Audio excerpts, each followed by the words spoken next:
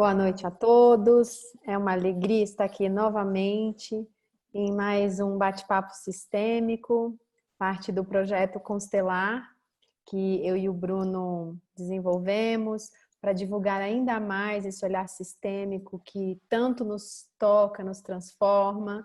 E é um prazer estar aqui hoje com você, Renê. Nós admiramos muito. Então, a ideia é sempre trazer um profissional da área, um novo olhar, uma nova forma de abordar a questão sistêmica. Então, seja muito bem-vindo e gratidão por ter aceito o nosso convite. Muito obrigado. Obrigado a vocês pelo espaço, pelo convite. Sempre bom estar num espaço de troca, né? O campo aqui no Brasil crescendo tanto, né? Então, sim, é bom. E aí o engajamento aí do Bruno é uma coisa que é admirável. Então... Muito. E dou as boas-vindas a você, Renê, gratidão. A Gisela, minha parceira. Então, eu quero apresentar o Renê. Ele é psicólogo, psicanalista, constelador. Então, tem a formação, né, em constelação no Brasil, na Alemanha e na Áustria.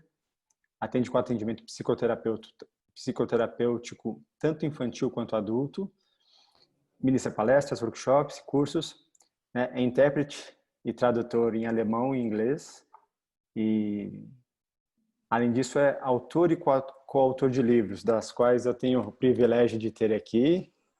Maravilha. Tá com todo já. Depois eu vou escrever aqui nos comentários para quem quiser. Então, agradeço, dou as boas-vindas e para nós é uma oportunidade de te ouvir. Eu falei para a Gisela, quando eu comentei do seu nome, eu falei assim, a referência que eu tenho do Renê é um cara que conhece muito. Assim, eu admiro o seu conhecimento, porque ele não é um conhecimento recente. É algo muito mais amplo e você traz várias abordagens e olhares sistêmicos que são muito mais amplos do que a gente está normalmente acostumado, né? Pelo menos eu, a Gisela, assim, do nosso meio. Então, é uma oportunidade de te ouvir e aprender com você. Então, seja bem-vindo. Obrigado, obrigado. O seu elogio, ele se estende aos meus professores, né? Porque é com eles que eu trouxe isso, né? E a gente, no campo, a gente tem oportunidade ainda aqui no Brasil, muitos professores internacionais. E hoje a gente pode falar já de muitos professores nacionais com um trabalho belíssimo sendo desenvolvido, né? O Bruno acompanha muito o trabalho do Renato Bertatti e é aquela coisa, eu tenho um livrinho aqui sobre a história da constelação familiar, que foi publicado nos 80 anos de Bert Hellinger, e lá tem uma foto de Bertatti, em 1992, alguma coisa assim, tá ele lá junto com o Bert. Então, já trazendo esse campo, né? Sim, então, nosso é uma mestre. oportunidade. Sim.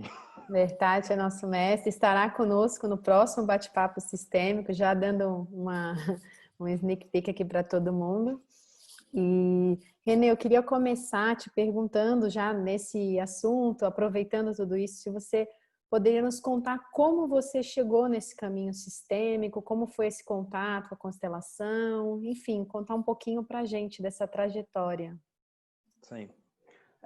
É interessante isso, porque assim, a gente está falando de um método, uma abordagem alternativa, né? E como psicólogo, eu deixo isso claro, sim, é uma abordagem alternativa, não é uma psicoterapia. Aqui no Brasil, não é uma psicoterapia. E quando o Bert começou com o trabalho, né, com as constelações, havia uma tendência à psicoterapia, né, de transformar a constelação numa psicoterapia, pelo menos na Europa. Eu trabalhava em hospital psiquiátrico e dentro do hospital psiquiátrico, uma das premissas é o trabalho com as famílias, né? Era um hospital psiquiátrico que tinha, logicamente, a sua base médica, psiquiátrica e psicanalítica, né? Seguíamos muito a linha francesa, lacaniana, Klein, né? E, logicamente, Freud. E dentro das supervisões de terapia sistêmica familiar, nós falávamos muito de teorias diversas, né? Porque A terapia sistêmica familiar, ela também bebe da psicanálise, mas ela bebe de várias outras fontes, né? E lá nos Estados Unidos ela cresceu, se fortificou. E numa dessas reuniões, foi lá para 2006, uma pessoa que sabia que eu lia alemão, né? Às vezes a gente tinha feito alguns grupos de estudo sobre Freud e tal. Ela falou, escuta, eu fiquei sabendo num alemão aí que está propondo um psicodrama com esquizofrênicos, né? Quer dizer, a informação chegou assim, mais ou menos. Né? E, ok, aí eu fui atrás da Simetria Oculta do Amor. Nessa época, inclusive, Bert estava em Águas de Lindóia, só que eu não consegui assistir, porque naquela época estava atrelado à formação, né? Então você não podia entrar simplesmente, você tinha que estar atrelado a um curso, né? Então eu fui me aproximando primeiramente pela obra de Bert, né? E logicamente eu não fui pela questão que chamou a atenção, né? Que é da esquizofrenia. Isso veio muito mais tarde, porque eu fiquei meio preso na questão das ordens do amor, né? Quer dizer, preso no sentido de degustando aquilo, deixando aquilo atuar em mim, e no primeiro momento eu não mergulhei, não, né? Eu era talvez analítico demais, né? E esse foi um ponto que eu tive muito com os meus professores, né? O Peter Yatsuyuki Spelter, né? Do Instituto de Filosofia Prática. O Peter, ele falava muito para mim, ele falava, aqui não é o campo analítico, né? É fenomenológico, né? É uma postura diferente. E as minhas perguntas eram perguntas analíticas, né? E eu já vinha, de certa forma, trabalhando isso também, porque estava estudando também muita coisa da transpessoal, né? Então, os fios vão se puxando aí, né? Então, sim, desse meio mais psicanalítico, eu fui indo para um meio mais junguiano, né? Do junguiano também Carl Rogers, né? Que eram demandas que vinham do próprio consultório, né? Quer dizer, na clínica psiquiátrica existia um direcionamento mais psicanalístico, terapia sistêmica familiar, mas no consultório, o Freud, ele falava, né, que a clínica é suprema e ela é do caso a caso. Então, haviam pacientes que traziam questões que eu falava, ok, então vamos estudar isso aqui, né? Vamos aprofundar isso aqui. E por causa do alemão, eu tinha alguns clientes que eram de origem alemã. Então, eles traziam também suas experiências com psicoterapeutas alemães, né? Então, esse intercâmbio fez com que eu fosse trazendo essas bases, que são as bases também que Bert Hellinger estudou. A Gestalt, o próprio psicodrama, Virginia Satir. Se bem que Virginia Satir é uma coisa que foi só lá para 2014 que eu comecei a olhar mais para isso, né? Porque num primeiro momento eu queria ver o que era isso que ele fazia aí com os clientes de pacientes esquizofrênicos, né? Que, inclusive, essa é um pouco da origem, né, dessa palavra, né, constelação familiar, que no alemão a gente tem a colocação do familiar. E por que, né, na América, né, porque isso é só na América inteira, né, Family Constellation, constelações familiares, por quê? E teve um psiquiatra, psicanalista argentino, que ele, num trabalho dele, ele descreve a família de um paciente esquizofrênico como a constelação familiar deste paciente, né, se referindo ao genograma. E a gente também tem Alfred Adler, que nos Estados Unidos, né, um dissidente da psicanálise, um grande estudioso, inclusive, da hierarquia entre irmãos, né, muito da teoria que a gente tem sobre precedência, primogênito, segundogênito, terceiro, é tudo de Adler, ele enriqueceu muito o campo. Ele também usava esse termo constelação familiar para se referir ao que vinha antes. Né? Quer dizer, qual que é a tua origem, qual que é a tua constelação familiar. E esse termo pegou aqui. Tanto que aí a gente tem tanto o termo constelação familiar como o termo que o Bruno usou. E não é uma crítica a você, Bruno, agora é uma colocação minha, tá? Eu não gosto da palavra constelador. Eu gosto da palavra facilitador. Por quê? A palavra constelador, para mim, ela traz uma coisa meio de magnânima, assim. Tipo, o cara constela. Uau! E eu acho que o facilitador, ele não tem tudo isso, não. Ele facilita o que o campo está trazendo, o que o cliente está trazendo. Ele tem recursos, ele tem ferramentas, mas assim, ele não está colocando nada no campo. E eu tenho a impressão que a palavra constelador é como se você pegasse, né? Então, é uma coisa a ser discutida. E eu sei que você, Bruno, gosta de palavras, então... Sim. Não, mas é ótimo para reflexão. E só para esclarecer quem nos ouve, qual seria então uma tradução da palavra original usada pelo Bert, do alemão para o português? Como seria essa tradução? Sim, a gente tem o Familien, Aufstellung, Familien, famílias. Aufstellung é colocação. Ou seja, a colocação do familiar ou o lugar do familiar. Então, quando eu falo aufstellen, eu falo colocar, né? Então, o Hellinger usava muito esse termo, né? A pessoa já tinham conversado e tal, ele falava stell auf, quer dizer, coloque, né? Que é como a gente usa aqui também, né? E aí é uma outra coisa que eu acho fantástica. Aqui na América, quer dizer, lá em cima, né? Os nossos primos que falam inglês e nós aqui usamos essa palavra facilitador, facilitator. E em alemão já você tem a palavra Leiter, que é condutor, né? Ou então Aufsteller, colocador, né? Porque você tem essa versão, né? Você tem aquele que está mais lá conduzindo, tem aquele que coloca. No começo se colocava muito, né? O cliente ele observava, o facilitador realmente colocava muita coisa. Então, se a gente pega a simetria oculta do amor e vai lendo, a gente vai vendo certas mudanças acontecendo. E a gente sabe que a constelação ela passou por diversas posturas. Tanto que dessa visão mais psicológica, Hellinger foi percebendo que o caminho dele era mais espiritual, né? E aí a gente tem toda a questão das constelações espirituais, mediais, novas constelações, né? Que isso foi um movimento que o Brasil viu bem acontecer nessas vezes que ele veio para cá também, né? Enquanto lá na Alemanha, se você pega os livros dos alemães, né? O Stephen Hausner, Gunther Weber, tal, eles estão muito atrelados à psicoterapia, né? A uma vertente da psicoterapia, né? Então, mais nesse sentido. Sim, pensando um pouco, né? Quando a gente fala em constelação, existem muitas vertentes ou compreensões, às vezes até difícil explicar o que é de fato uma constelação. Uhum.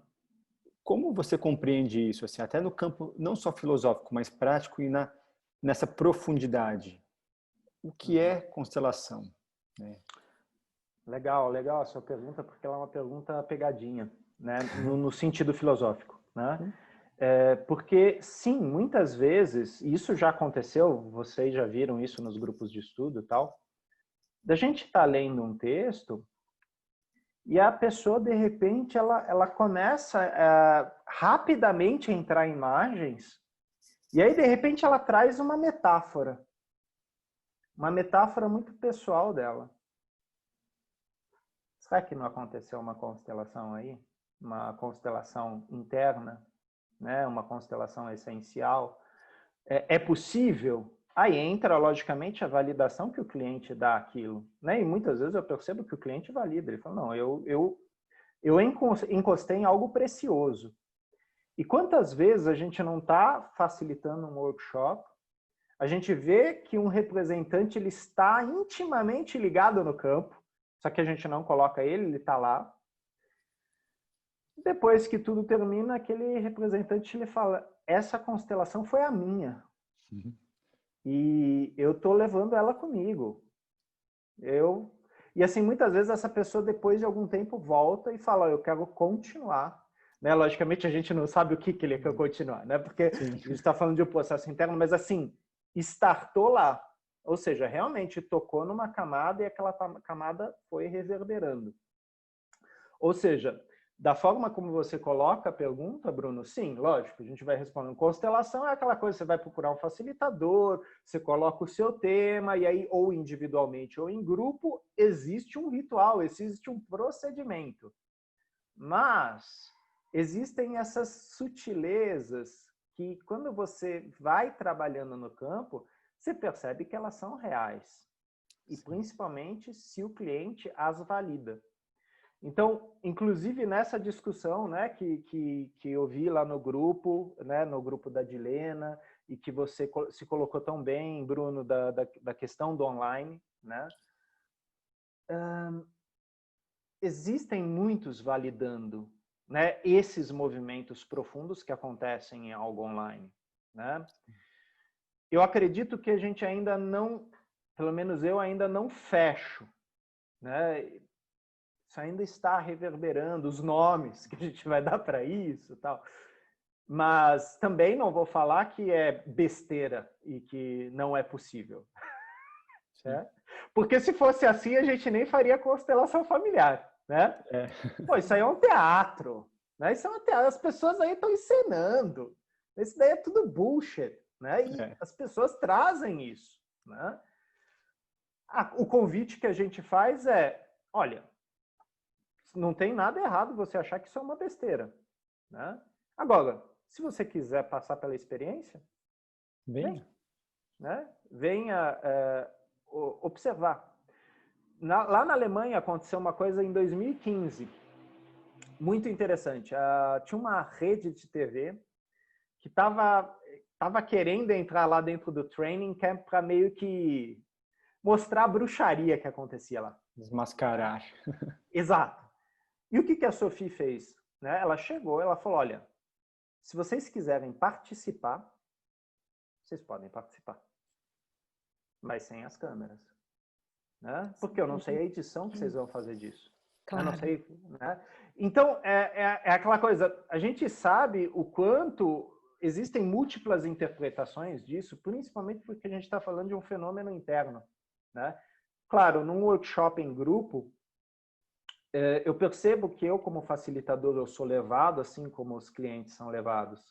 E a gente compartilha um campo onde, de repente, hoje eu estava falando isso com o meu terapeuta, de repente surge um termo inadequado, politicamente incorreto, mas que lá faz sentido, porque, de repente, a gente está trabalhando o racismo.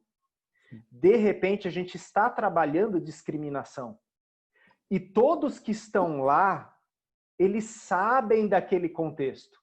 Agora, se alguém abre a porta, ouve e fala, nossa, olha só, isso daí é uma reunião de pervertidos, porque está completamente fora daquele contexto. Né? Sim, a gente às vezes conversa sobre isso, Renê, que muitas vezes uma releitura do que aconteceu, de uma constelação, ou de uma vivência, o que quer que seja, ela nunca é fidedigna, porque tudo que aconteceu, cada um recebe de um jeito e ela se dirigia àquele grupo, àqueles sistemas, né? E às vezes quando a pessoa vai passar isso adiante, ou às vezes até uma filmagem você vai assistir, não é a mesma coisa, porque aquilo envolvia aquelas pessoas que estavam ali, então é bem diferente, né? Sim. O Stephen Hausner, ele tem reflexões maravilhosas sobre tempo, né? O Stephen Hausner, ele está no momento agora onde você vai nos seminários dele, ele solta umas frases que nem o Bert Hellinger soltava, aí você vai ouvindo, aí não, peraí, o que ele falou? Caraca! É aquela coisa que você começa a se revirar por dentro. E Hellinger sempre falava, na constelação familiar existe lugar, não tempo, né? Quando eu visito um lugar, aquele lugar já se mudou. Ou seja, eu estou falando também de tempo, mas o tempo espacial. Se eu for revisitar aquela constelação, eu tenho que partir do princípio que a pessoa é imutável, que o fenômeno é imutável. E aí, exatamente isso é um paradoxo, porque o fenômeno, o tempo todo está mudando. Né? Que é aquela premissa, eu não sei agora exatamente de que filósofo que é, mas no livro de Rollo May, ela está lá dentro, você nunca vai visitar o mesmo rio duas vezes. Né? Porque se você entrou uma vez, você entrou naquele rio e você era aquela pessoa. 10 minutos depois é um outro rio e você é uma outra pessoa que está entrando naquele rio. Né?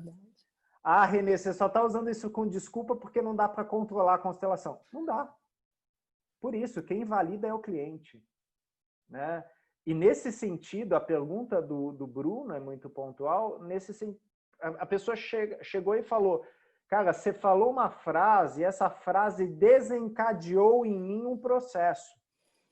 Isso pode ser muito bonito como muito perigoso. Né? E esse é o ponto, né, da coisa online que eu tenho questionado.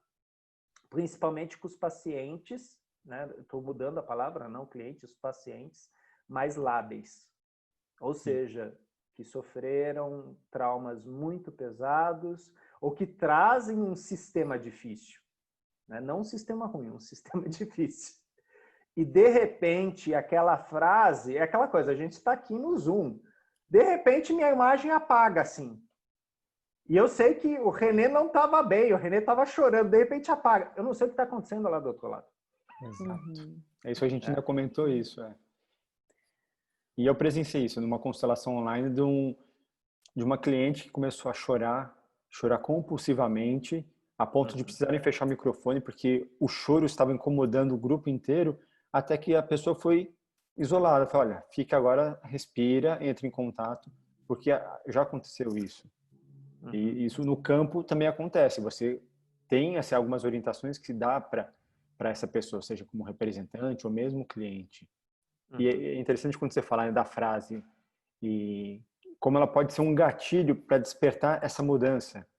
E como a gente se conecta. Quantas vezes eu já participei de constelação minha, eu digo minha, mas assim, como representante, através de um outro cliente, eu me vi na minha constelação sobre um outro aspecto, sobre um outro ponto de vista. Aquilo foi incrível. E eu brinco, como eu acabo participando muito, eu pego tanta carona, mas tanta carona, que constelação minha mesmo são pouquíssimas que eu sento para levantar um tema, porque esse tempo todo a gente está trabalhando e a compreensão que eu tenho de constelação é de ter compreensão, tomar consciência de algo. Então pode ser numa frase, pode ser uma leitura. Esses bate-papos que eu participo com vocês, de sábado agora também, que teve um olhar organizacional com, né, com você, o Renato, a Tati, eu tive tantos insights, tantas percepções, isso é muito rico, né? Esse campo é muito rico. E basta estar disponível. É a mesma coisa que a leitura de... Desculpa, Gisela. É a mesma coisa que a leitura de um livro, né? Tá, eu já li esse livro. Eu li quando eu tinha 15 anos. Aí eu leio de novo e eu falo, eu não lembro dessa passagem. Eu lembro que eu li esse livro. E aquela passagem, ela me arrebata. Aí eu li depois, aos 35 anos, eu falo, nossa, que besteira, né? Por que esse livro me influenciou de novo, tanto? Aos 50 anos eu falo, nossa, esse livro aqui é o livro. Porque ele está tocando em partes minhas diferentes, em selfies meus diferentes, né? Em personas diferentes, que dentro de mim estão trocando, né? Então, toda vez que eu vou para uma constelação é nova, né? E sim, a não ser que eu seja um terapeuta que esteja num trabalho muito constante, às vezes eu vou ser arrebatado pela constelação do meu cliente. Só que, teoricamente, é para eu estar lá ao lado dele, né? Não estar arrebatado pela constelação. Ou então eu tenho que ter a presença de espírito de falar, ok, eu me retiro, eu vou interromper essa constelação porque pegou num ponto meu. Isso não tem nada a ver com você. Quer dizer, tem no sentido de o campo estar atuando e isso tem propósito, isso é terapêutico, se for colocado à tona. Desculpa, Gisela, eu te interrompi. Imagina, não, voltando um pouquinho assim nos grandes autores da psicologia, né, da psicanálise, a gente sabe que o Bert bebeu em muitas fontes, né, ele experimentou várias áreas, estudou e tudo, e eu queria saber assim, na sua visão, o que no trabalho dele converge com os outros e o que é algo novo, original e que veio realmente trazer esse novo olhar. Então, se você puder falar um pouquinho disso. É bem pessoal isso, tá? Porque, logicamente, outras pessoas vão ter outra visão, assim.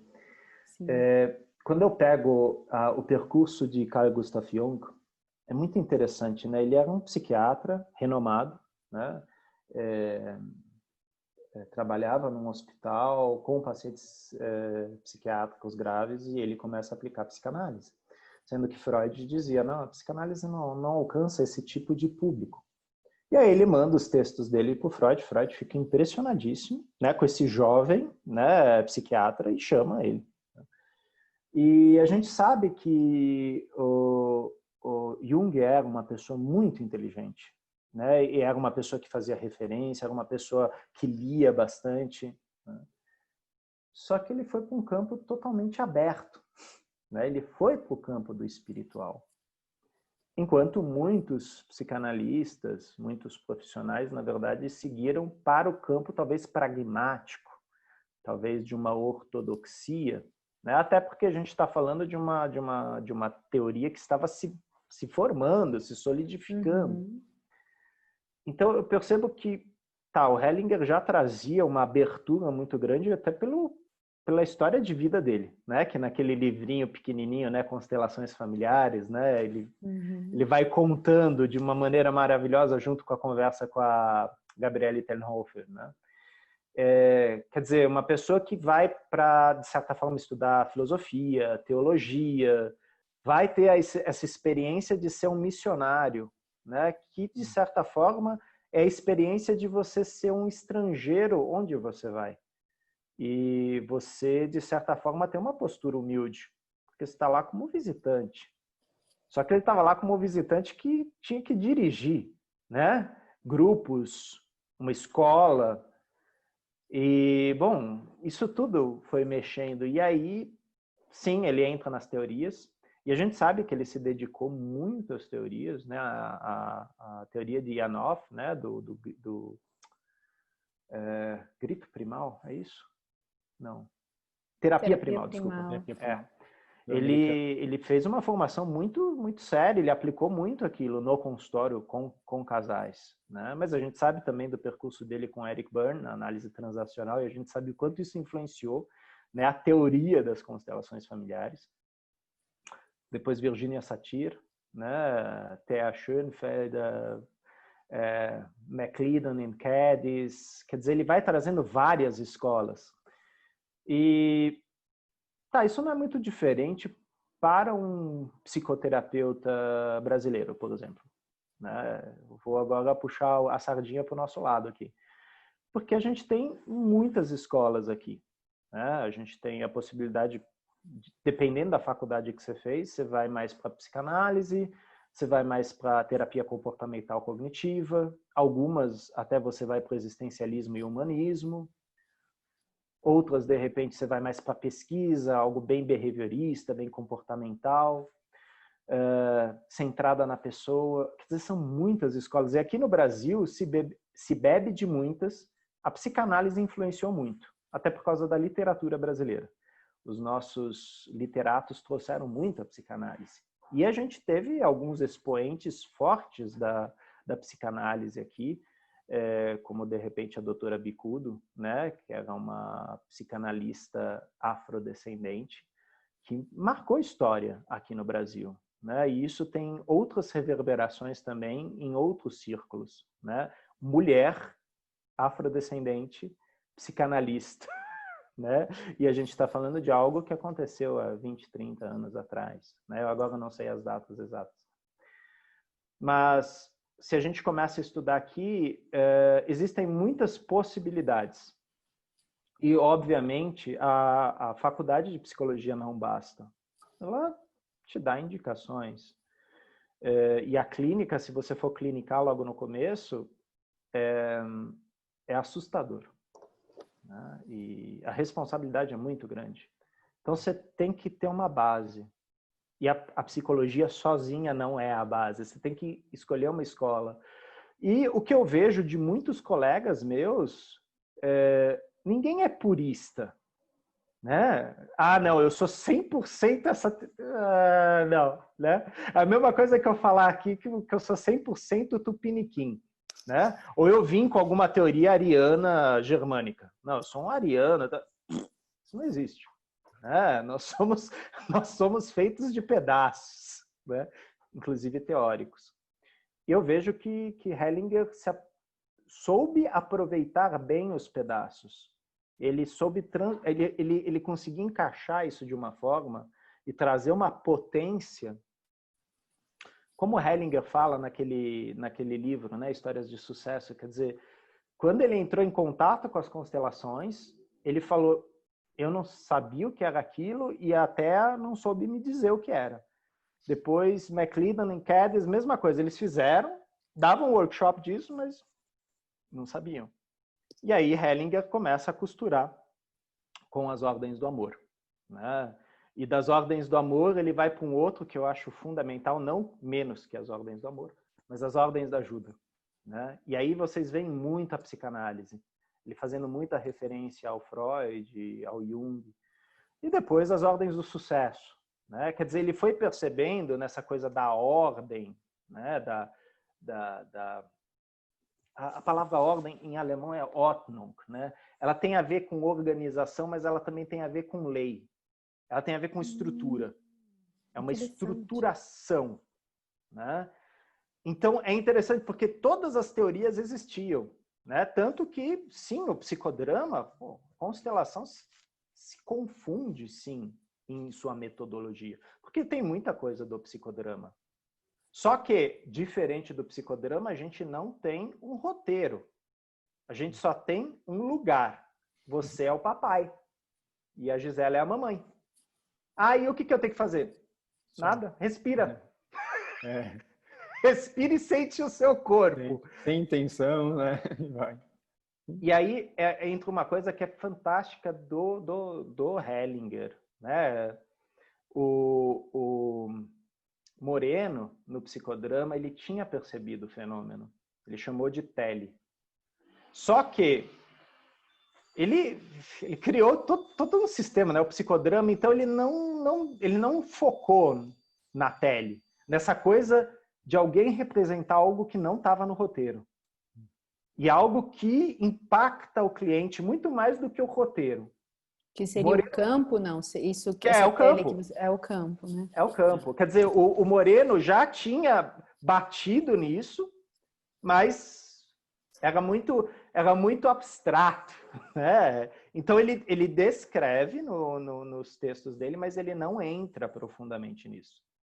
E o Hellinger fala que no começo ele também patinava nisso. Ele falava, o que é isso? Né? Na psicanálise a gente fala muito de um campo linguístico, né? Que depois o Jung também transforma na palavra sincronicidade, o inconsciente coletivo, os arquétipos compartilhados, quer dizer, né? Mas são nomes, quer dizer, como que a gente vai conseguir, né? A gente quer encaixar, né? E na verdade não encaixa, porque é muito maior do que isso, né? Mas a gente tenta. Como teoria isso é importante, mas estava lá no psicodrama, né? E o Hellinger em nenhum momento ele vira e fala, não, fui eu. Ele fala, não, já estava, já existia, mas o Hellinger traz toda essa base teórica que vem da experiência de vida dele, que vem sim, do trabalho dele como padre, como missionário, o que ele aprendeu junto aos anglicanos, né? A própria formatação de grupos ele traz muito dos anglicanos, né? Então, eu não lembro agora, tem um psicanalista que fala das obras que Freud leu. E depois ele fala das obras que Lacan leu. E aí ele fala como que esses filósofos influenciaram na criação de toda uma base teórica, né? Então, você pega o Freud, tem pezinhos lá em Schopenhauer, Spinoza, e sim, a formação de um alemão, de um austríaco, no caso do Freud, mas aí tem várias, vai e volta, mas ainda mais um judeu, é uma formação top, é uma formação de leitura, de aprofundamento, né? Então, aquele pessoal, quando eles se reuniam, eles não se reuniam para ficar fumando charuto e beber conhaque, não. Eles realmente eles iam fundo nas obras. E não eram obras simples. né? Não, eles não iam ler, desculpem, não é uma crítica a Paulo Coelho, mas assim, eles não iam ler Brida. Eles iam ler O Idiota de Dostoiévski, Crime e Castigo, e lá no fundo mesmo. Quer dizer, eu me deprimo só de ler Crime e Castigo, os caras faziam o grupo de estudo em cima disso, né, meu? Mas é assim que você vai construindo o arcabouço, né? E que rico, né? De experiência, você imaginar quanto conhecimento, e como você falou, na verdade, purista, se a gente tiver que ser purista, então coloca uma máquina, porque só a Sim. máquina vai poder ser purista. Sim. Você não consegue, por mais que você se esforce, você vai trazer a sua experiência de vida, os seus pensamentos, e como você ainda trouxe, né? A gente não vai entrar no rio, no mesmo rio duas vezes. Então, o René que leu aquele livro aos 15 anos e depois lê aos 35, não é mais o mesmo René. E quantas vezes? Hoje mesmo eu estava aqui em casa, eu vi uma marca na parede, eu falei assim, nossa, essa marca é de quando?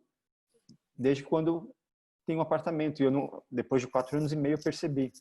Então, eu não sou mais o mesmo daquela época.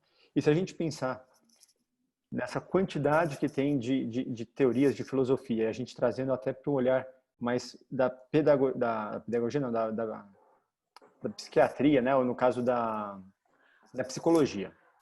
Sim. Terapias tradicionais, como você entende que elas interagem com a constelação? Assim, em que momento cada uma é recomendada, se na verdade elas podem atuar juntas, se elas atuam separadas?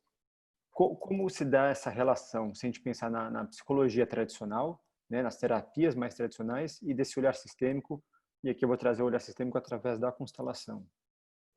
Legal. Ferramentas, né?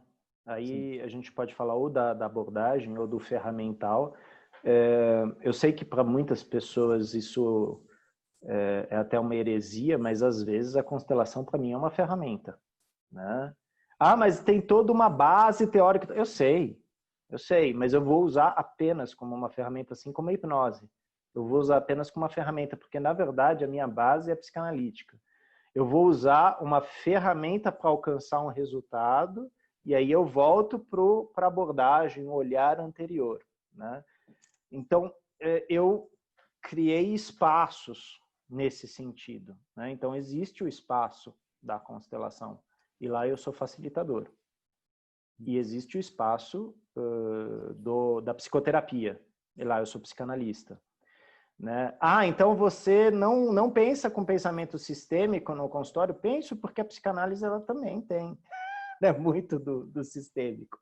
Né? E lógico, sim, eu trago as ordens do amor, eu trago as ordens da ajuda, quer dizer, sim, você vai utilizar esse referencial, sim. Né? Assim como, às vezes, eu uso referenciais Hoje mesmo um paciente meu me falou isso. Eu uso referenciais do Aaron Beck, que é da terapia comportamental cognitiva. Ele falou, mas você é psicanalista. Eu falei, sim, mas não é porque eu sou psicanalista que o outro não serve, né? Quer dizer, tem toda uma riqueza e às vezes uma técnica muito pontual que para aquele caso, naquele momento, é necessária. Uhum. E é exatamente isso que muitas vezes o cliente nos coloca, né? Ele não quer que a gente encaixe ele no livro. Muito pelo contrário, né? Ele quer que a gente possa lê-lo, né? E nessa leitura ele vai se formando também. Quer dizer, é aquilo que o Winnicott chamava de um contorno, né? Você vai dando um contorno simbólico. E isso você faz junto com o cliente, né? Se você simplesmente for encaixar ele num livro, pô, ele pode ler um livro sozinho. Isso é terapêutico? A gente sabe que é. A literatura, ela nos leva para outros mundos. Isso não é brincadeira, né? Realmente, se você se dedicar à literatura, é a mesma coisa que você se dedicar à meditação. Você vai mudar, teu cérebro vai começar a mudar, né? Sim. Porque a literatura, ela te leva para outros países, te leva para outras culturas, ela te confronta com coisas dentro de você que você não sabia que estavam lá. E são antigas. Né? Então, abre a mente. Exato. Né? E a gente pode se referir ao europeu ou a gente pode ir mais para trás, né? China, né? E na verdade o Império Yin, né? Pô, já tinha papiro, já tinha escritura. Eles tinham biblioteca, né? É que aí veio um maluco aí e queimou tudo. Sempre tem um maluco que queima tudo, né? Assim como Alexandre o Grande também queimou tudo, depois veio o Nero, queimou tudo, o Gengis Khan queimou tudo. Eu não sei que mania que esse povo tem de queimar livro, né? Mas o Freud, ele fez uma piadinha, né? Quando Hitler queimou os seus livros, né? Queimou a interpretação dos sonhos, o Freud falou, olha aí o reconhecimento da psicanálise. Se ela não fosse tão perigosa, ela não seria queimada. Ou seja, ela tem relevância. Ele fez uma piada. Ele tinha um lado... Ele não levava desaforo para casa, não. Mas quando acontece algo assim, de alguma forma essa informação ela está contida nesse campo de memória que outros serão inspirados no momento adequado a trazerem isso de volta, ou através de uma releitura, ou de uma forma mais original, vamos dizer, mais purista. Sim. É uma boa explicação do campo morfogênico, né? É aquela coisa que a gente fala da teoria da seleção natural, né? De Darwin. Uhum. E, putz, ele fez aquela viagem, ele tinha tudo aquilo escrito, a teoria estava lá, e a esposa era muito religiosa. E ela vira e ela fala, você está matando Deus. Só que aquilo impactou ele. Ele não era uma pessoa lá muito religiosa, mas ele tinha um grande apreço pela esposa dele.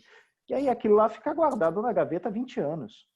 E aí, de repente, surge um alemão que publica exatamente a mesma coisa. Só que Darwin acabou sendo o pai da teoria por causa da quantidade de estudos tal que ele tinha, né? Então, como é que acontece isso, né?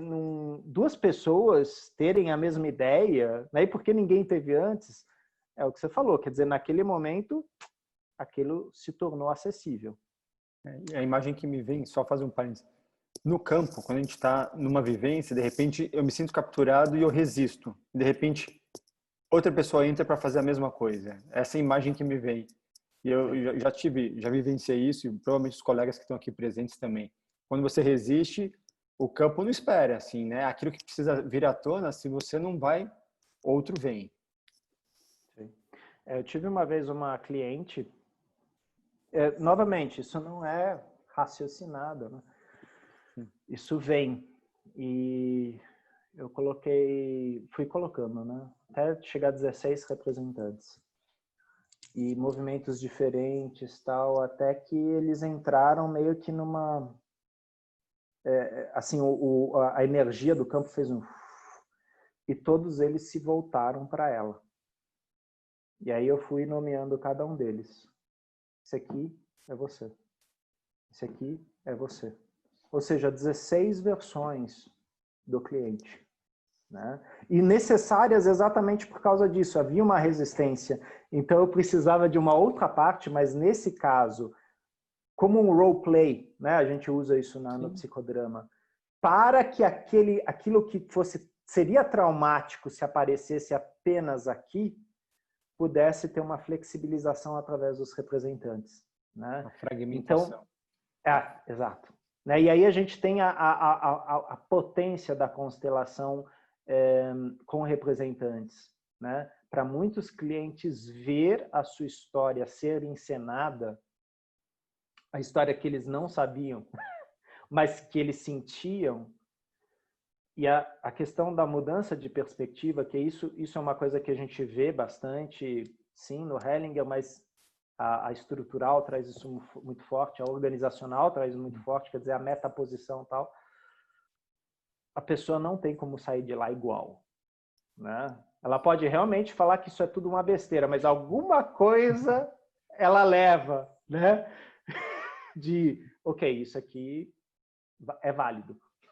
É aquilo que o nosso mestre sempre fala, a alma sabe, né? A alma está recebendo. Então, mesmo que racionalmente a pessoa saia de lá bravo, revoltado, falando mal, o que quer que seja, aquilo fica. E de repente, às vezes depois de 1 ano, 6 anos, 10 anos, vem uma compreensão. É impressionante como isso é assim, né? Sim. A minha terapeuta ela fala, a alma sempre sabe aquilo que a gente não sabe que sabe. Sim. E mudando um pouquinho de assunto, Renê, como que você tem visto essa pandemia? Como que essa situação atual, a quarentena, qual que é o seu olhar para isso? Como você tem, enfim, quais têm sido as suas reflexões nesse momento? A pandemia, ela afetou todos os círculos, né? Então, existe eu agora não sei em qual livro que o Hellinger fala isso, né?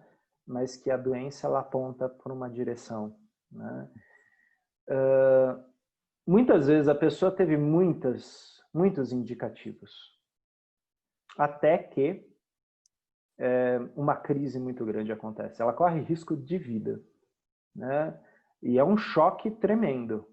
É um choque que envolve os familiares, envolve a vida financeira, envolve o acadêmico, quer dizer, tudo para por causa daquela crise, por causa daquela doença. E ele tem a oportunidade. Ou ele olha para onde ela aponta, ou ele vai ser reiniciado. Né? E a gente tem várias interpretações para ser reiniciado. Né? Porque, sim, os mortos vão, mas os vivos ficam. Né? Então, nada está morto totalmente, né? Porque continua atuando em nós. Né? Isso tem muita força, né? Por isso que é aquela coisa, né, que muitas vezes o suicida fala, não, isso é uma escolha minha, ninguém tem nada com isso. É muito difícil você ser assim sozinho, né? Porque isso vai afetar. Né? Isso vai afetar pessoas, isso vai mexer. E eu não estou falando afetar negativamente, isso vai reverberar. Então, o Covid, a pandemia, ela trouxe muito forte esse símbolo da morte. Né? Uma infecção muito forte, rápida, altamente contagioso, que permanece muito tempo sobre superfícies. Né? Ou seja, não é brincadeira. E por mais que eu tenha uma postura arrogante, né, e fale que eu tenho físico de atleta, tá, eu posso até ter, mas de repente mamãe não tem, de repente meu filho não tem, tal. Então, essa que é a questão. Não é só a minha responsabilidade, é a minha corresponsabilidade que está em jogo. E eu acho que para muitas pessoas bateu essa ficha. Né? Eu não vou falar que é a primeira vez que eu vejo isso, porque trabalhando com psiquiatria, trabalhando com psicologia, você lida com morte, assim como um médico, uma enfermeira, ou mesmo um professor. Né? A gente lida com a finitude, a gente lida com a crise, a gente lida com o de repente. E a gente tem que se adaptar rapidamente. Mas a gente está falando de algo mundial. A gente não está falando de algo que aconteceu no campo chinês, no campo alemão. Não, mundial. E, logicamente, a gente viu diferentes posturas, diferentes reações. Mas o Covid, como um representante, nos levou a todos. E uma coisa é certa, ele meio que fez assim, ó. Você me vê? Eu vejo vocês. E aí, como isso reverbera em cada um de nós, né? No sentido, e aqui eu vou falar de uma coisa que foi muito divulgada na mídia, tal, de repente pais que percebem que eles não estavam acompanhando a infância de seus filhos, o que eles estavam aprendendo, e de repente falam, nossa, eu tô tendo momentos assim que eu tô revendo, né? Eu acho que eu estava trabalhando demais, né? Mas assim, isso é só uma fala, tem várias falas. Tem várias falas de pessoas que sempre gostaram. Eu tenho um cliente meu, um paciente meu, que ele tem uma síndrome de Asperger, e assim, para ele é maravilhoso estar sozinho, né? iFood, cara, que coisa fantástica que inventaram. Só que, já que o mundo tá para dentro, ele de repente se questionou só. E ele começou a rever isso. Ele falou, de vez em quando, caminhar e ver as pessoas na rua, eu gostava, assim. Né? Então, é uma mudança de paradigma para aqueles que estão atentos. Não tem como você ficar impassível a isso. Então, eu vejo a pandemia como um grande presta atenção. Agora, eu não fecharia isso ainda. Né? A pandemia não passou. Né? Então, ainda existem movimentos. Né? A gente sabe, o sistema educacional ele ainda está se adaptando. A gente não sabe como vai ser. O que eu sei é que eu não vou dar módulos nos próximos meses. Né? Então... Né? Mudaram coisas. E quando voltar, não vai ser igual. Né? Então, é exatamente aquela coisa. Aí, depois que tudo isso passar, aí a gente vê. Porque não vai voltar. Né? Então, a melhor coisa é eu estar presente aqui agora. Né? Porque o depois eu não sei se eu vou estar. Né? Então, é uma coisa meio que a Eva Wiprecht, né? que ensina o modelo de validação de Virginia Satir, ela fala muito duas palavras, né? Grounding e presence, né? Quer dizer, aterrar e presença. E ela fala o quanto é importante agora a gente aterrar. Né? Quer dizer, onde eu estou aqui agora? Com quem que eu estou? Quem que é a minha responsabilidade agora? Meus pais? Né? Então, eu às vezes vou lá almoçar com os meus pais. Minha responsabilidade qual é? Né? Eu vou visitar um amigo. Né? Ah, mas com esse amigo a gente tomava breja, estava de boa. Como que eu vou fazer isso agora? Eu tenho uma corresponsabilidade. Quer dizer, manter o aterramento. Agora não é o momento de ficar que nem Poliana, dançando e flutuando por aí. Né? A gente não pode fazer a pintura de Chagall, né? Onde os casais estão flutuando. Aterra todo mundo aqui, porque... A coisa exige isso. E é interessante porque em meados de abril você já começa a ver publicações. O que vocês vão fazer depois da pandemia? Qual vai ser a primeira coisa que você vai fazer depois que você puder sair de casa?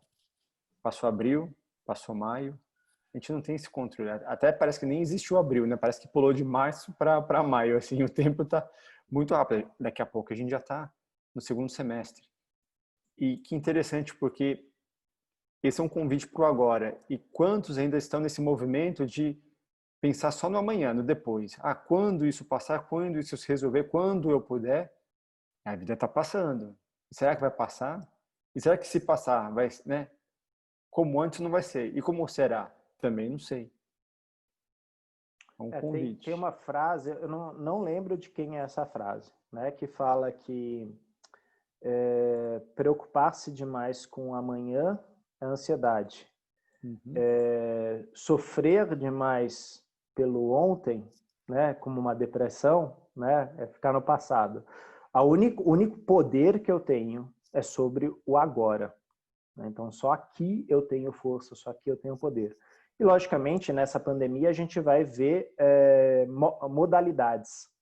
Pessoas ansiosas vão estar questionando o que elas vão fazer em agosto, quando isso tudo passar.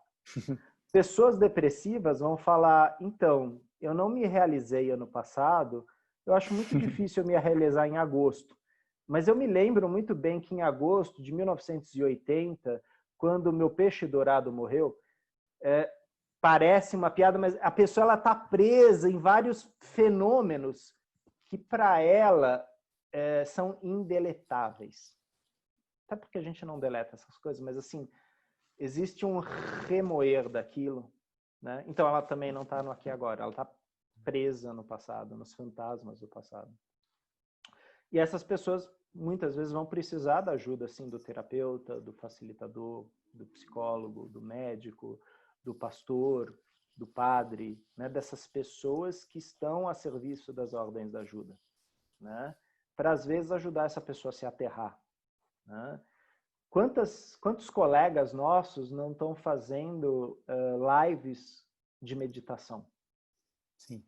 E como é importante isso, né? E às vezes eu vejo lá embaixo no vídeo as respostas das pessoas, né? E aí você fala, nossa, tudo isso? E porque a pessoa naquele momento, ela conseguiu acessar o aqui e agora. Às vezes, através de um colega que se dispôs naquele tempo dele. Então, nós nos beneficiamos, porque nós estamos também ampliando o nosso campo, e nós beneficiamos o outro que está aberto e busca isso também. Então, é uma forma de, à distância, estarmos conectados. Porque à distância nós ainda vamos permanecer um tempo, né? Mas isso não quer dizer a parte, né? We are not apart, we are connected, né? E isso é muito bonito, né? Porque isso é aqui e agora. Isso é uma coisa que nossa geração tem. A gente tem internet, né? A gente tem esse campo morfogênico Wi-Fi, né? Esse campo de informação Wi-Fi. Quando teve a peste negra, houveram pessoas que levaram meses para sair de casa e elas não faziam ideia se o vizinho estava vivo ou morto. Então, essa solidão, provavelmente a gente ainda carrega, sabe? Esse trauma, né? Com certeza. E com certeza esse trauma também faz com que a gente tenha uma outra forma de lidar com o aqui e agora. Porque somos sobreviventes. E a depender da forma como a gente lidar com a situação hoje, vai garantir ou não um trauma para os nossos descendentes, né? Para os nossos. Então, esse é um convite, assim, ou você olha, ou você está sendo chamado, né? Como até o Renato fala, cada um está recebendo a sua mensagem pessoal e intransferível. Você pode abrir, ler e aceitar, ou você vai voltar com ela, de alguma forma, assim, essa mensagem, ela está sendo chamada. Ou vai ficar preso em crenças, até usei um termo, né? Crenças primitivas.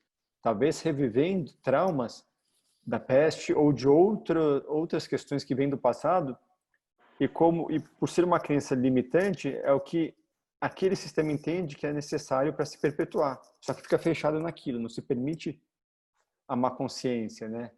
Só que minha compreensão, pelo menos, tende a não se expandir esse sistema. Pelo contrário, ele vai se retraindo até ele finalizar. Sim, sim. E aí, logicamente, entra uma pergunta, né? Eu sou um ser coletivo, né? Só que, de repente, eu estou num coletivo que, por XPTO, não sei porquê, não quer se preservar. E aí entra exatamente esse ponto. Sim, eu sou um ser coletivo, mas em alguns momentos, talvez eu tenha que entrar na minha individualidade. Porque eu tenho o meu bando para cuidar.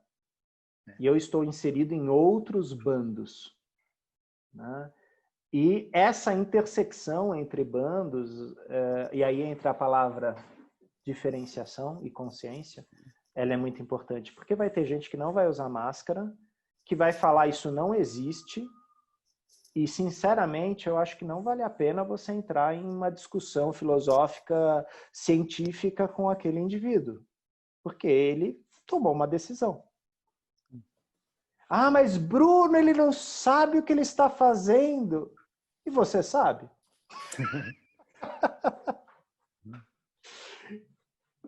Vem muito da tua decisão. Como você falou, que o Renato fala, o teu chamado. Qual que é o teu chamado? E é interessante porque a gente tem um grupo de estudo de terça-feira de manhã, tem até alguns colegas que estão presentes. E a gente falou um pouco sobre livre-arbítrio. Aí, Gê, não sei se você quer complementar, porque ela trouxe essa questão para a gente, né? Para a gente tentar ampliar um pouco o olhar. Existe, não existe? É algo que eu tenho lido muito sobre o Bert e tudo, e é algo que ainda também não consegui sentir dentro de mim, né? O que realmente bate e que encaixa com a minha alma. Então, se você puder falar um pouco sobre o seu olhar, sobre a questão do livre-arbítrio, seria interessante. Legal como é o campo, né? Quer dizer, no grupo de estudos lá do Direito Sistêmico, a gente falou disso na terça passada. Olha. Então, e a gente leu um texto, né, que está no Olhando para a Alma das Crianças, que é o emaranhamento, e no emaranhamento ele fala do livre-arbítrio. Então, eu vou pegar você para Cristo, Gisela, né? Só como exemplo, né? Você acredita em livre-arbítrio? Então, eu estou nesse processo, né? Eu sempre acreditei, eu tenho lido muito e o que eu sinto, e aí, claro, a minha interpretação do livro do Bert é que ele já vai mais para uma linha onde não há muito, né? O meu entendimento é, ou você diz um sim e eu fiz uma metáfora, então você está num rio e você diz um sim, você flutua e você vai naquela direção. Ou você diz um não, você vai se agarrando pelas pedras, você vai se machucando, mas você também segue nessa direção, né? Então, eu sinto mais ou menos que essa seria uma metáfora que eu tiro das leituras do que eu vejo do Bert. Mas eu não sei se isso ressoa plenamente em mim. Então, eu tenho meditado muito sobre isso. Legal, legal. Então, eu vou fazer uma viagem aqui, né? Gisela com 2 L's, Batista, né? Você usou uma mensagem aí de que você está no rio, né? Batista é exatamente aquele que é batizado, e antigamente era batizado no rio, né? E era um rio de água corrente, não era de água parada, né? Exatamente porque você estava renascendo para o novo. E aí vem minha pergunta: em que momento você escolheu esse nome? Não, né? Papai e mamãe que escolheram. Exato, então. Ou seja, do ponto de vista de ordem, precedência, o destino vem primeiro. Livre-arbítrio depois. O que eu quero dizer com isso? Nós vamos nos tornando nós. Então, o René, ele vai se tornando o René. Porque o René de 7 anos não é o René de 14 anos e não é o René de hoje, graças a Deus, né? Porque eu cresci, né? E nesse crescimento tem coisas que talvez eu olhe para o René de 7 anos e falo, nossa, de 7 anos tinha mais maturidade nisso, mas eu tenho mais maturidade naquilo. Mas em todo caso, eu vou me tornando a mim mesmo. Mas antes disso, eu sou o que meus pais querem de mim. Eu sou o sonho deles. Eu sou a expectativa deles. E vocês sabem, às vezes a gente está com 50 anos e a gente ainda está vivendo a expectativa do papai e da mamãe, né? E a constelação familiar trabalha muito isso. Isso é destino. O livre-arbítrio vem quando eu decido cortar o cordão umbilical, o simbólico. E aí eu falo, sim, esse é meu sistema, sim, isso veio junto, sim, isso faz parte, e eu decido agora como que eu vou administrar isso. É minha responsabilidade. Não, mas você está negando isso, esse broche, a sua bisavó, tá. Vou vender no brechó, né? Porque agora eu vou comprar comida para os meus filhos, né? Mas, meu Deus, é uma decisão, e essa decisão ela tem o livre-arbítrio, e as consequências sistêmicas eu carrego, né? É pesado, sim. Por que a gente tem uma tendência a olhar para o livre-arbítrio com um sorriso e o destino com uma carranca? Desculpa pelo palavrão, é que o destino é foda, né? E assim, eu não pedi por ele, mas ele tá lá. É daquele jeito. E o livre-arbítrio tem aquela coisa, aquela impressão de que eu posso escolher. A falsa sensação do controle, né? Exato, exato. É ilusão. É uma ilusão, Sim. né? E assim, a minha vida não é uma ilusão. Mas para eu ter livre-arbítrio na minha vida, eu tenho que tomar o que meu sistema me deu. A tarefa que meu sistema me deu. Ah, mas Renê, você está falando que eu tenho que carregar essa cruz? Ou você pode ignorar que você carrega ela, o que vai ser pior. Né? E geralmente o trabalho de constelação é exatamente fazer a pessoa enxergar a cruz que ela está carregando. Ah, mas eu prefiro não ver. Isso é livre-arbítrio. Né? Tipo, você fez a constelação, você viu e você vai falar, mas eu não aceito? Ok. O facilitador, esperamos que não tome para si.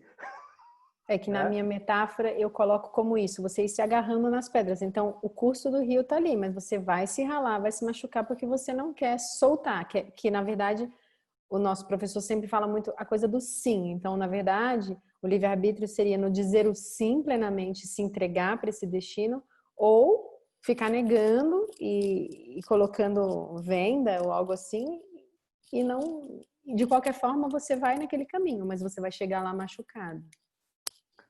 Eu não lembro de quem é esse texto. Esse que é a droga quando é metáfora, né? É muito específico e a gente vai se levado junto, a gente esquece de quem é. Mas eu lembro que foi no curso da Ursula Frank, né? Que ela fala que o rio tem medo do mar, né? Porque conforme o rio está indo, ele vai olhando aquela imensidão lá na frente, ele fala, meu Deus, se eu entrar lá, o que vai acontecer comigo? Quem vou ser eu se eu entrar lá? Né? Tipo, eu sou o rio Tietê, né? E, né, coitado do mar, né? Quem vou ser eu se eu for para o mar? E assim, conforme ele vai indo nas curvas, vai se aproximando, aquele medo vai crescendo. Só que ele não pode voltar. O curso do rio é sempre em frente. E quando no último momento ele vê a imensidão do mar e vê que o mar sorri para ele, ele relaxa um pouco. Ele começa a se mesclar no mar e aí ele diz, eu não temo mais, pois eu sou o mar. Né? É um pouco isso. O destino é um oceano. É grande demais. É nebuloso demais. Tem coisa demais. Eu sou apenas um riozinho. E eu gostaria de poder mudar o meu fluxo. E o rio às vezes consegue mudar um fluxo, ele consegue dar volta. Mas o destino dele é ir para o mar. Ou secar. Né? O rio que chega no mar é um rio feliz. É interessante que você falando isso, me vem a imagem assim, quem serei eu quando eu me juntar ao todo? Uhum. E aí me vem ainda a pergunta, será que eu preciso esperar a morte para me juntar ao todo? Ou quando eu me entrego à vida, eu já estou me juntando a esse todo? Né? E aí sim, fazendo parte desse algo maior e sendo um instrumento, um facilitador, uma ferramenta, independente do campo que eu esteja. Mas a minha compreensão é, se juntar ao mar é dizer sim para a vida. E aí você já não tem mais o que esperar. É como, não digo que seja um atalho, mas você já chega a esse destino. Sim. E no mar eu posso ser um homem, eu posso ser uma mulher, eu posso ser ambos. Né? Tudo atua em mim. Né? Então, é uma questão integrativa, sim, mas eu concordo com a Gisela que a gente alcançar essa consciência, essa diferenciação é um percurso. Né? É aquela coisa, eu me deparei com isso lá atrás com a psicanálise. Né? Tem uma piada, né? Não sei se vocês conhecem essa piada, mas eles falam, né? Essa piada fala de 3 judeus que mudaram a humanidade. Né? E eles falam de Darwin, mas eu tenho minhas dúvidas se Darwin era judeu, eu não sei se era. Mas em todo caso, falam que o primeiro é Darwin, né? Que vira e fala, é tudo biológico. Não adianta, você acha que você tem algum controle? Cara, você vê dos macacos. É tudo biológico. Né? Não tem criação divina aí, não. Putz. Aí vem o Freud. Você acha que você escolheu essa mina para casar aí, né?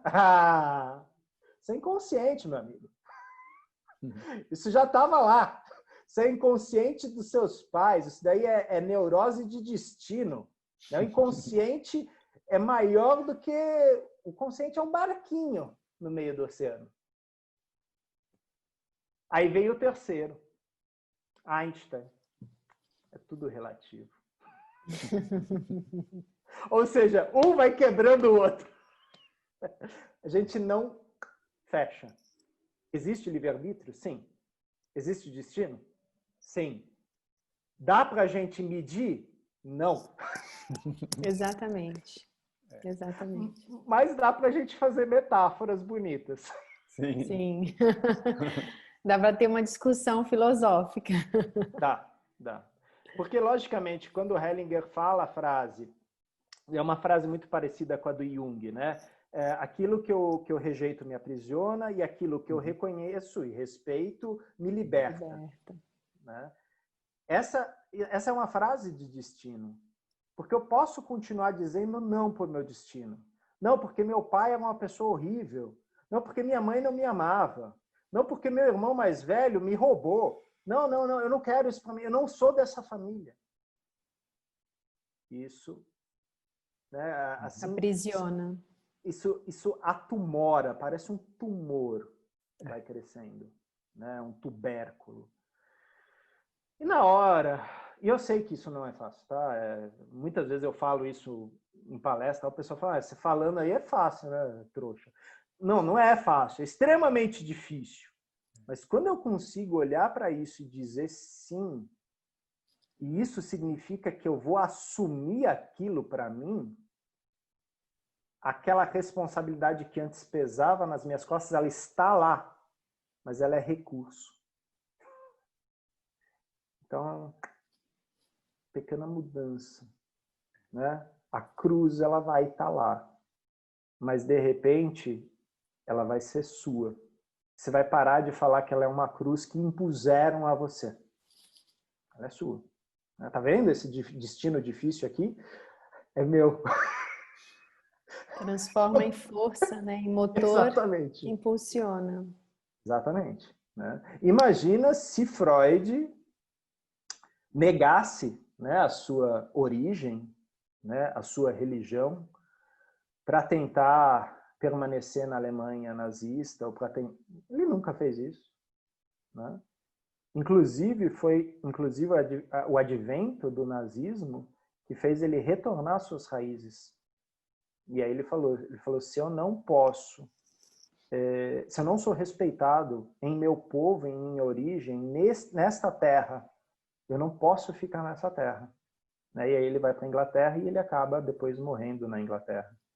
Mas é aquela coisa, essa é a nossa origem, é o que nós somos. Né? A gente pode tentar ficar fugindo disso, mas isso vai nos perseguir o tempo todo. Né? É o famoso cachorro que fica tentando morder a cauda do próprio rabo. Está lá. Né? Agora, você pode olhar ou não, você pode desviar o olhar, não tem problema nenhum, não é errado. É que a consequência é só sua. É desafiador. Sim. É desafiador. E a gente pensando assim, então, quando se fala, né, a gente pensa no futuro e projeções, livre-arbítrio, como é que você, não sei se a gente pode trazer esse tema, mas como você percebe que se dará o trabalho sistêmico daqui em diante? Né? Porque a gente não tem como prever quando será retomado esse contato mais próximo. E aí, eu não sei se você percebe que existe uma nova abordagem surgindo, se existe um novo conceito ou se isso vai ser transformado ou simplesmente está pausado para daqui a pouco ser retomado como era antes. O sistêmico sempre esteve. Né? Nós que descobrimos ele recentemente, mas ele sempre esteve lá. E quando a gente começou a descobrir ele, a gente pode falar de Beta-Lanfia, a gente pode falar de Luhmann, e como isso, desde a biologia até a tecnologia da informação e economia, isso vai se aproximando da psicologia, assim, lentamente a gente vai compreendendo, a gente vai tentar fechar isso. Né? Mas não dá para fechar, porque é um oceano. Né? Sim, existe o novo.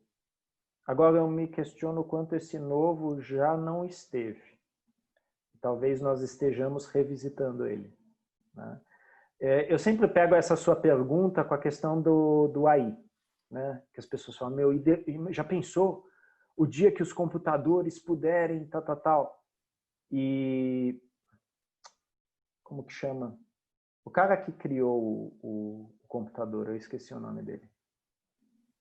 Ele falava... Steve Jobs, como? não. Não. Não, ele é um... Alan Turing. Quando o Alan Turing começou a ser questionado sobre a máquina, ele falou, o erro do humano é pensar a máquina como sendo humana. A máquina é ela. Ela não é humana. E o homem, ele tenta imprimir nas coisas ele.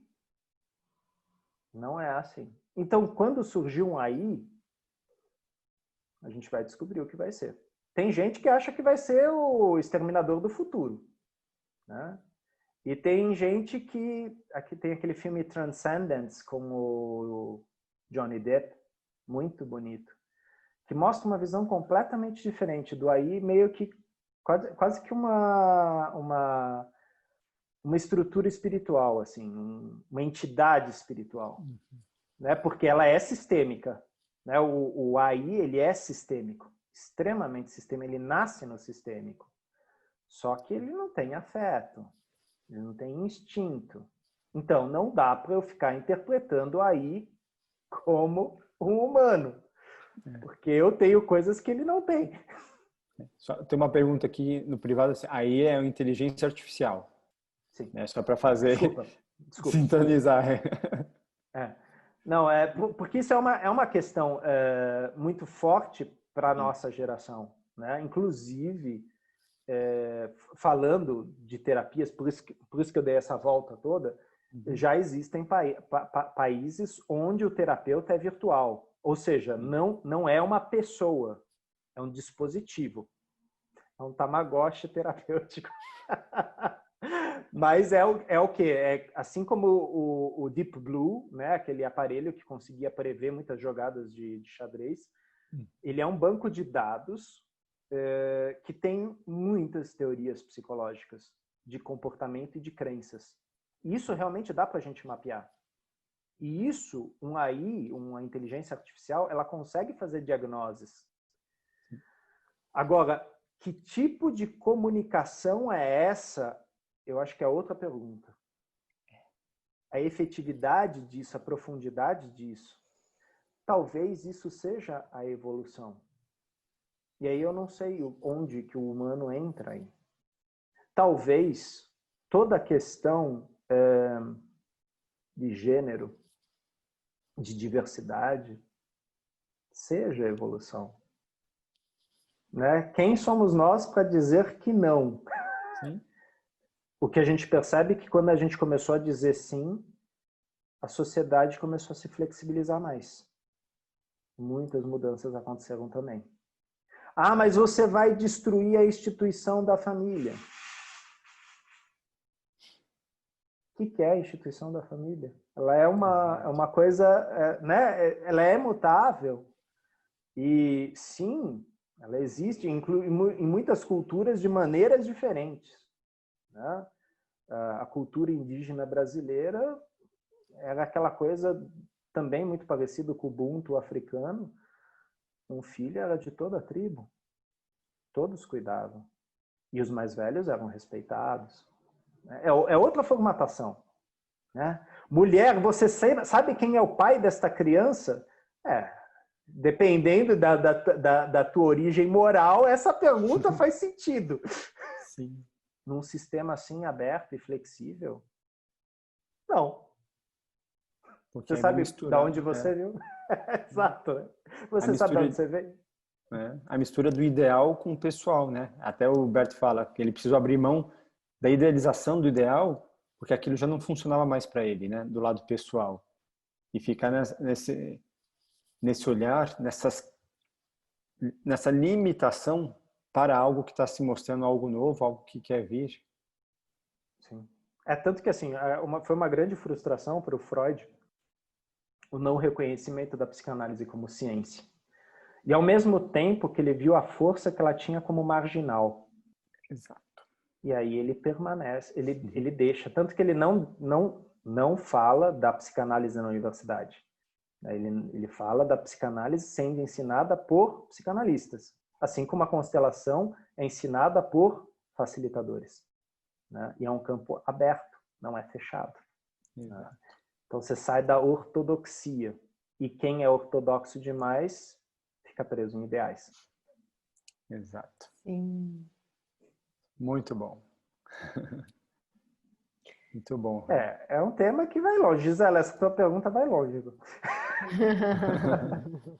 Sim, acho que o que a gente falou agora, resumindo, é cada vez mais no mundo há menos espaço para o julgamento, seja ele em que esfera, em que ótica, né?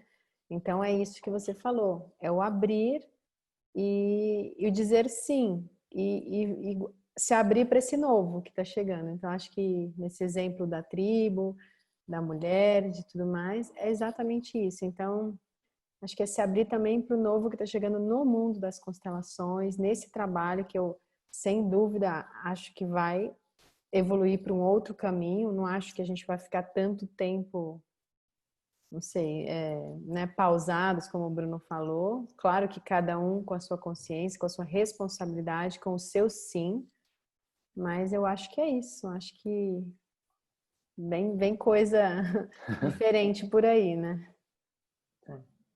A questão é o sim para o novo, tal como ele se mostra. Né? E a pandemia, ela faz esse convite. Né? Você consegue dizer sim para mim? Né? E eu não sei te dizer a amplitude desse sim. Né? Mas é um exercício para nós. Logicamente, com os pés no chão, respirando conscientemente, em presença, dizendo sim. E ver onde a gente vai. Né? Somos o Pausa. rio, o rio a caminho do mar. Exato. Digamos sim. Sim. Não, e pausado, ninguém está pausado. Não. É aquela coisa, assim, a angústia às vezes traz essa impressão. Mas eu percebo quanto o campo está se movimentando. Muito, muito. Né? E talvez o velho esteja dando lugar ao novo. Né? E eu não estou chamando ninguém aqui de velho, tá? É uma metáfora. Se a carapuça servir, né? Fica com ela, é sua. Sim, porque eu sou novíssimo. Então. Muito bom. Mas o Berto, ele usa muito essa metáfora. Né? Que o novo só vem porque o velho dá espaço. Porque o velho sábio sabe que ele precisa deixar passar. Se retirar, para o novo vir. O novo está vindo, cabe a gente aceitar e ir junto ou ficar. Mas ele vem, ele está, não é que ele vem, ele já está, ele é. Né? Está aí, presente para todos nós, que assim, que quisermos e dissermos sim para ele. Está disponível para todo mundo, democrático. Muito bom, Renê, muito bom, nossa. Poderia ficar horas aqui discutindo, filosofando, mas fomos chegando ao nosso final. Muita gratidão por todo o seu conhecimento, pela sua abertura, por vir aqui falar com a gente, mostrar tanto, nos ensinar tanto. Gratidão, Renê, de coração. Obrigada a todos vocês que acompanharam, que estão aqui. Ao Bruno, meu parceiro, obrigada. Gratidão. Gratidão à disposição, Renê, e a disponibilidade à aula. Então, assim, cada vez que eu tenho a oportunidade de estar com você, é um aprendizado, é um convite ao mergulho. Então, obrigado pela sua disponibilidade, por servir tão brilhantemente ao campo. Obrigado. Gratidão. E agradecemos a todos os presentes. Não sei, né, a gente nem perguntei se você queria fazer uma consideração final, Renê. Normalmente a gente, não sei se tem alguma última palavra. Me veio uma imagem, né? Também, novamente eu não sei de quem é, desculpa gente, minha memória não está tão boa assim. Sem problemas. Não adianta você estar no caminho certo. Se você deitar para descansar, você será atropelado. É isso aí. Movimenta. Tá no caminho errado? Movimenta. Tá no caminho certo? Movimenta. Exato. Diga A sim. metáfora da lebre, né? Da lebre do... Lebre quem? A lebre é a tartaruga, né? A lebre é a tartaruga, sim. Exato, exato. A lebre era mais rápida, sem sombra de dúvida, mas era arrogante, né? É. O Hellinger, às vezes, trazia essa metáfora. De como é perigoso a gente achar que é uma lebre. Sim. Cada um com a sua consciência. Gratidão mais uma vez. Muito obrigado. Muito Obrigada bom. a todos. Agradecemos a gratidão, todos. Boa noite. Só para falar, quinta que vem a gente estará com o Renato Bertatti. Quinta dia 11, né? É véspera do Dia dos Namorados e vamos falar sobre relacionamento amoroso. Então, um tema simples. Pero no mucho. Legal. Gisela, pergunta para o Renato como que é o destino de casais. Ele vai adorar. Pode deixar. Muito bom. Obrigada. Obrigada de Gratidão. coração. Boa noite a todos. Muito obrigado. Boa noite. Obrigado.